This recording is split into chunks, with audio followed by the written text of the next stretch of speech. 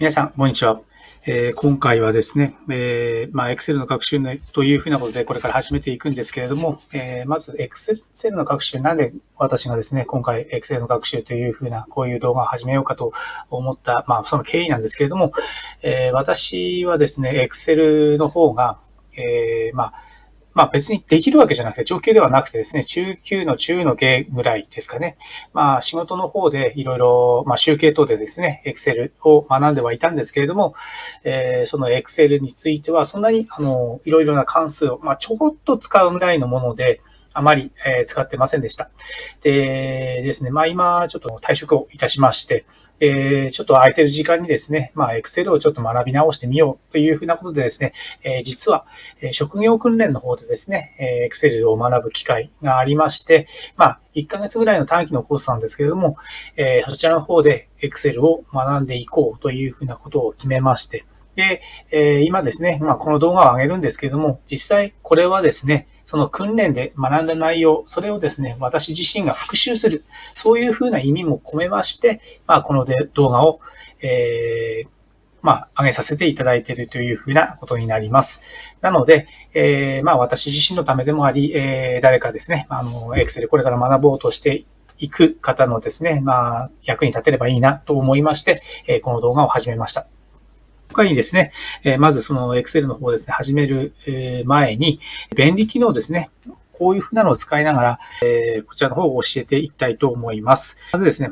いろんなファイルがあると思うんですね。PDF ファイルとか、こんなファイルがあったりとかですね、Excel なんかとかっていうふうなのも、先日話した、この Excel の基礎知識とかっていうふうなことで、結局ファイルがこう重なっていくじゃないですか。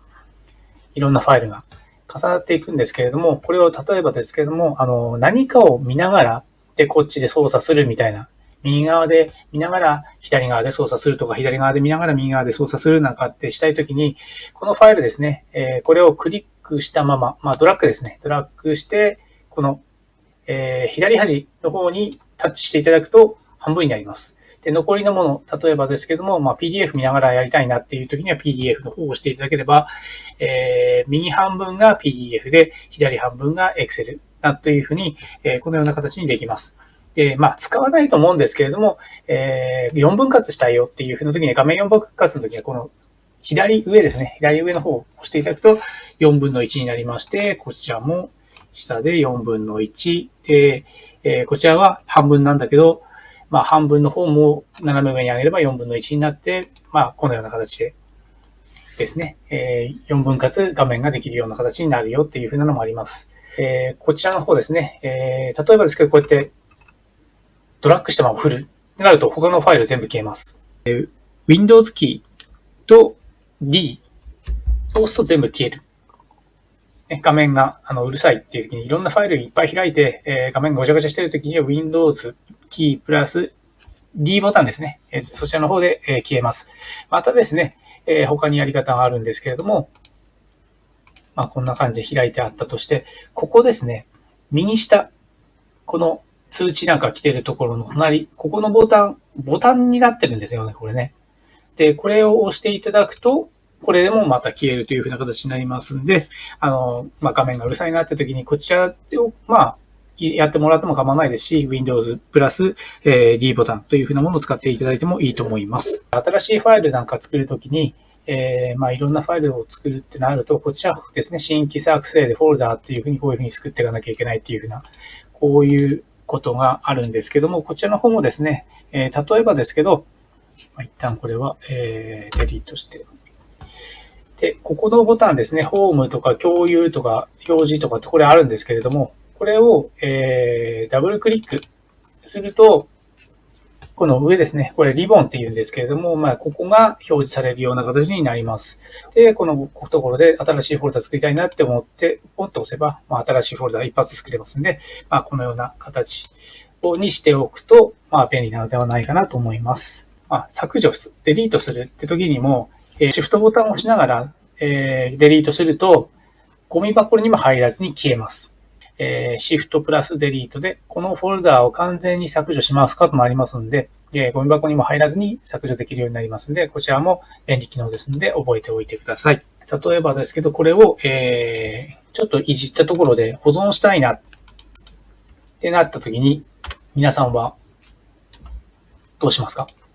こちらの方ですね。ファイルつけて、名前をつけて保存とか、上書き保存とかっていう風な形になると思うんですけれども、そちらの方、簡単に、ファイルを、保存したいなという風な時には、F12 キー、F12 キーを押すと、もうこの画面になります。この画面になるんで、ここの部分ですね、名前を変更していただいて、例えば、完成したなっていう風な形になったとしたら、完成で押していただいて、そんで保存ってやると、もうファイルが完成という風な形で入っていくっていう風な便利機能になってますんで、こちらもいちいちこのファイルっていう風なのを開かなくていい。F12 を押せばファイルを開かずに保存できますので、こちらも覚えておいてください。名前の変更って、ファイルの名前の変更って、ここを、なんていうの、クリックするっていうとか、あとここの部分を、